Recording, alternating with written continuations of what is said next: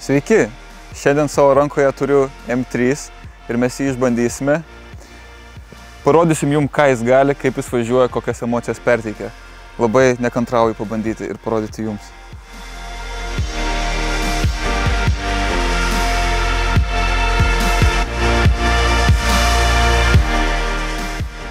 Tai koks jausmas ją vairuoti? Aš manau, kad šitas automobilis nėra komfortiškiausias ekstremaliam vairavimui arba kažkiek smagesniam, bet jisai puikiai tinka sukelt gerą emociją. Jisai jaučiasi, kad jisai žiauriai senas. Atrodo, kad 90-ais surinktas, bet gal ne. Būtent šitas 2005 metų nėra jisai pavargęs, bet ir jo rida nėra maža. Tad pojūtis tikrai senos mašinos, aišku, dar kabrioletas, būtent E46 kėbulas, turi šiek tiek tarp priekio ir galo vibracijos. Tai mano nuomonė, kabrioletas labiau tinka išvažiuoti kavos ir pasimėgot gerų orų, žinant, kad reikalui esant aplenksi, noro bus paspausi. Visą laiką turėsi labai malonų garsą. Ir S54 variklis turi sūkių iki 8000 apsukų. Tai garsas tikrai malonus ausiai.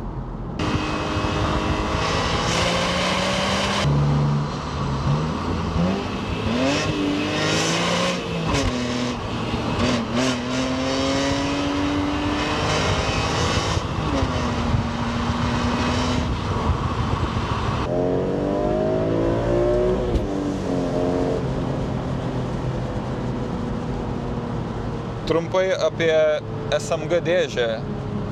Jinai turi du režimus, sportinį ir dinaminį, tiesiog drive'o. Mes galime greičių dėžę nusistatyti pagal savo norus, pagal savo greičius. Kaip mums patinka, ar greičiau, kad jungtų poweras, ar lėčiau, švelniau. Kartais šita greičių dėžė primena tavo močiutę, kuri jungia mechaninę greičių dėžę.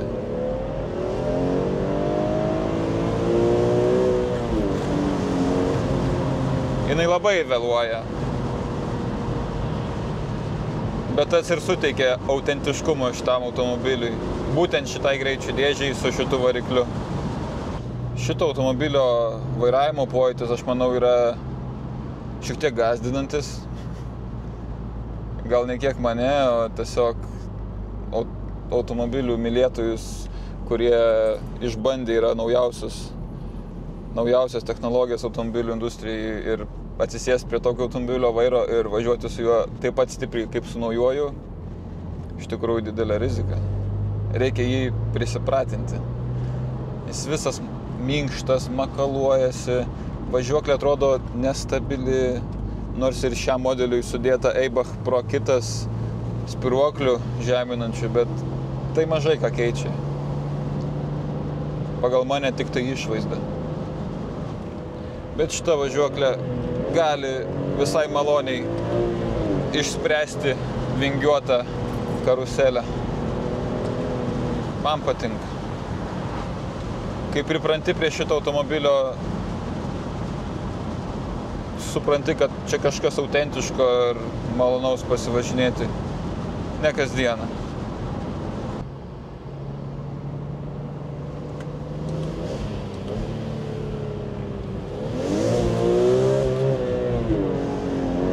What was that?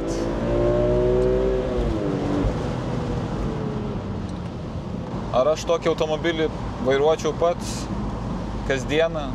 Turbūt ne. Bet savaitgalį su didžiuliu malonumu norėčiau pravažiuoti su juo. Negi, jung powerą. Močiut. Jung powerą, močiut. Žodžiu, SMG dėžė su savo charizma. Gerai, nusistatė.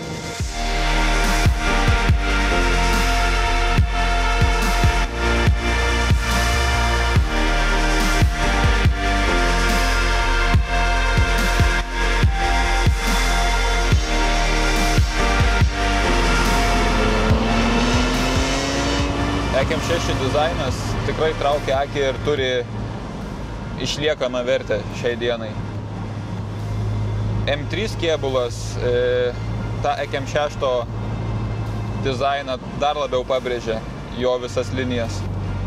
Ir mano nuomonė, šitas dizainas yra vienas gražiausių BMW 3 serijos. Jis iki šių dienų turi savo žavesį ir netrodo labai pasenęs. Ar visgi pasirinkčiau BMW M3 su SMG greičių dėže ir dar kabrioleto kėbulu? Aš tiksliai nežinau. Nebent turėčiau kupė modelį, tada dar norėčiau ir kabrioletą. Bet kas jaučia didelę meilę šitam modeliui, tikrai prie jo greit prisiriš.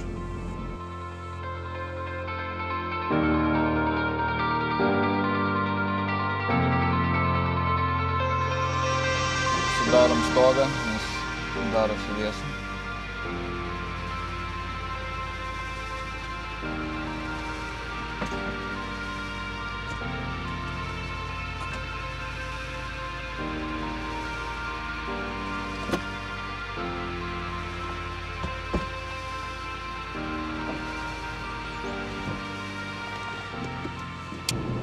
Išskirtinai šitas M3 yra be galo prižiūrėtas, tiek vidus, tiek išorė nepriekaištingos būklės. Aš manau, kad atradus savo tokį, tikrai nesuabejojus galima jį įsigyti ir turėti kaip savaitgalio žaislą, pasikadenti plaukus. Niekam nepaslaptis, šitas automobilis yra parvežtas iš Amerikos. Jis neturėjo autoįvykio, tiesiog turėjo mechaninių gedimų ir mano žiniomis buvo šiek tiek reikalų prie variklio.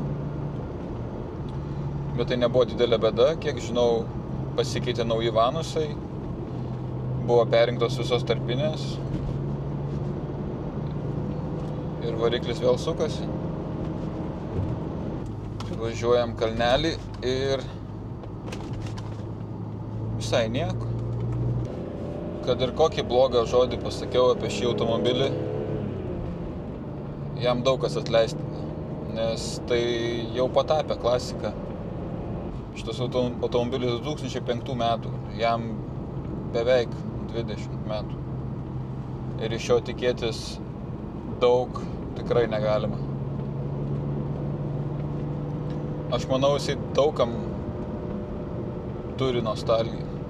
Šitas automobilis primena laikus, kai buvo išleistas Need for Speed žaidimas.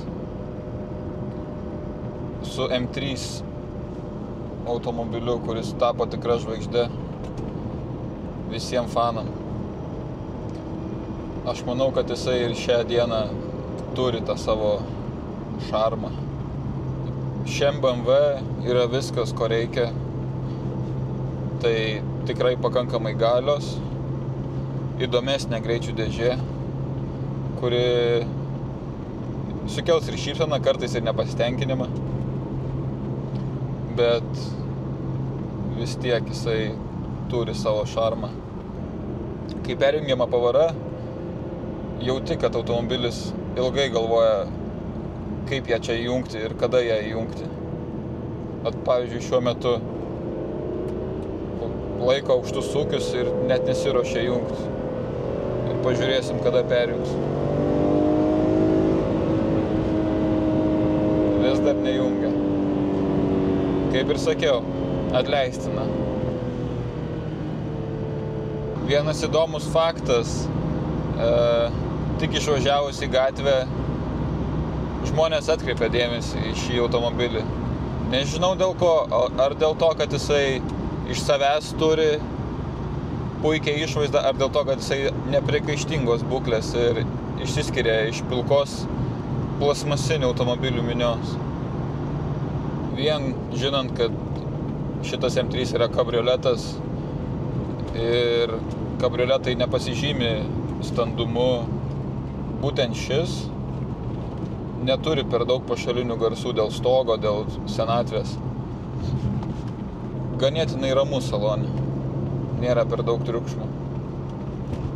Beje, šis automobilis yra parduodamas ir jeigu bus susidomėjimas, labai prašau, galit parašyti į mūsų Roadwise anketą Instagrame ir mes jums duosime visą informaciją apie jį. Galbūt tai jūsų naujas pirkinys, kuris džiugins kiekvieną šiltą savaitgalį.